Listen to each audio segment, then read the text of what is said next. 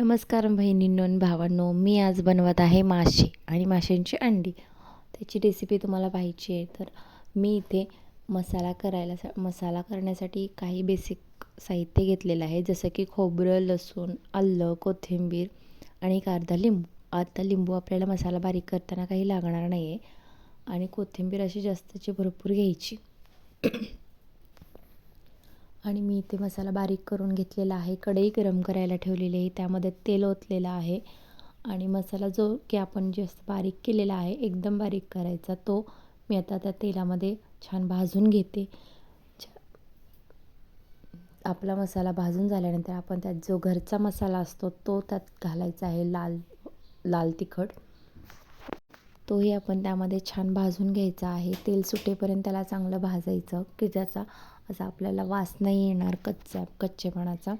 मग आपण छान भाजल्यानंतर त्याच्यामध्ये आपले जे माशाचे पीस आहेत ते आपण त्यामध्ये टाकू आणि त्यामध्ये ते पीस टाकल्यानंतर तेही छान मसाल्यात भाजून घेऊ, ते परतून घेऊ.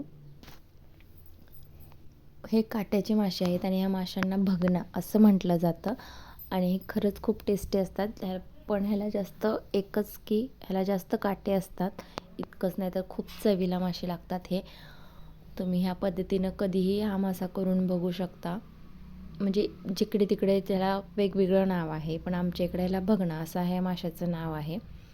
आणि ह्याच्यामध्ये जो आपण अर्धा लिंबू ठेवला होता तोही ह्याच्यामध्ये पिळून घेणार आहोत.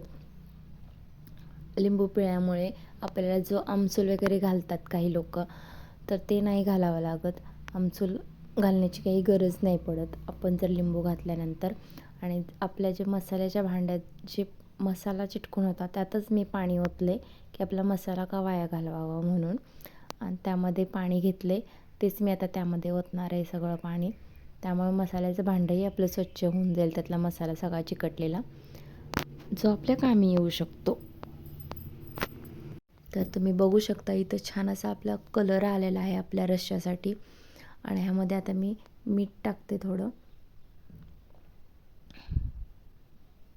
चवीनुसार मीठ टाकायचं त्याच्यात. आणि असं छान असं त्याला जशी त्याला उकळी येईल तशी त्याला तर्री येते आणि खूप छान असा आपला रस्सा रेडी झालेला आहे. आणि आता मी इथे घेते आपल्या माशाची अंडी बनवण्यासाठी. तर तुम्ही आता पुढची रेसिपी बघू शकता, माशाची अंडी. तर आता मी इथे कढई गरम करायला ठेवलेली आहे, त्यामध्ये तेल ओतलेलं आहे आणि खूप सारा आपला कांदा त्याच्यात घालायचा आहे, कारण की कांदा हे महत्त्वाचा आहे की आपण त्यात कांदा जितका घालू तितकं त्याची टेस्ट येते. आणि आपल्याला इथं कांदा तेलामध्ये जो घातला आहे तो आपल्याला जास्त भाजून नाही घ्यायचं आहे. त्याच्यातलं फक्त जितकं मॉइश्चरायझर असेल ते आपण सगळं काढून टाकायचं आहे. थोडासा पिवळसर असा करायचा आहे, जास्त लाल करायचं नाही आहे. आणि आपण जितका कांदा घालू ना तितकं खरंच ते खूप टेस्टी लागतं. आणि मी ते 1-2 पाण्याने माशाची अंडी पण धुवून घेतलेली आहेत. आणि तो कांद्यातला जो पाणी आहे जे सगळं निघून गेलेलं आहे, तुम्ही बघू शकता. कांद्याला आपल्या तेलामध्ये कांदा आपला असं छान भाजत आहे.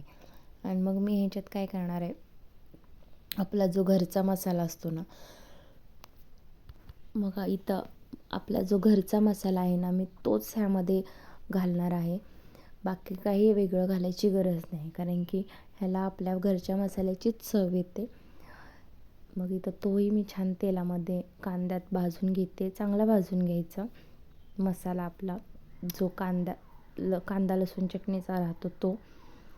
आणि त्याच्यामध्ये आता तो पण चांगला भाजून गेलेला आहे, त्याचा कलर आला आहे. आणि आता जी मी अंडी धुतलेली होती ती मी त्यात घेते. आता हे अंडे असेच राहत नाहीत, तर ते सगळे सुट्टे होतात जसे शिजवतील तसे. काही लोक ह्यांना उकडूनसुद्धा बनवतात, पण उकडून नाही बनवायची, कारण की उकडून बनवलं तर त्याची चव सगळी निघून जाते. अशी एकदा अंडी तुम्ही ट्राय करून बघा कशी लागतात ती. काही लोकांना ह्याबद्दल, माशांच्या अंड्याबद्दल काही माहीत नाही आहे, फारशी लोक खात नाही, त्यांना ते आवडत नाही, ते दिसायला बरी वाटत नाहीत. पण हे खरंच आपल्या शरीरासाठी चांगलं असतं, यातून प्रोटीन मिळतं आपल्याला खूपच प्रमाणात. त्याचबरोबर मी ह्याच्यात मीठ पण घालते चवीनुसार आपल्या. आणि ह्याच्यात जसं आपण पाणी थोडं शिंपडून ती शिजवून घ्यायची, जास्त पाणी घालण्याची गरज नाही लागत. आणि पाणी टाकायचं थोडंसं आणि झाकून ठेवायचं. लगेच अंडी शिजून निघतात ते, त्याला जास्तीत असा वेळ लागत नाही. आणि त्याच्याबरोबर मी आता इथे एक भाकरी पण बनवलेली आहे. तर नॉनव्हेजबरोबर आपल्याला भाकरीच खरंच खूप छान लागते. आणि भाकरी बनवल्यानंतर माझी भाकरी इथं छान तयार झालेली आहे, फुगलेली आहे. आणि काही नॉनव्हेज राहू देत, पण त्याच्यासोबत आपल्याला भाकरीही लागतेच. भाकरीशिवाय मजा नाही येत. तुम्ही आता इथं बघू शकता माझी भाकरी झालेली आहे आणि मी आता जेवणाचं ताट बनवते. जसं की मी ताट तयार केले हे बघू शकता. माशाचा रस्सा घेतला आहे, अंडी घेतलेत आणि भाकरी जी मी बनवली होती ती आता. आणि असं छान ताट झाले. आणि माझी रेसिपी तुम्हाला कशी वाटली हे मला नक्की सांगा आणि लाईक करायला विसरू नका. थँक्यू.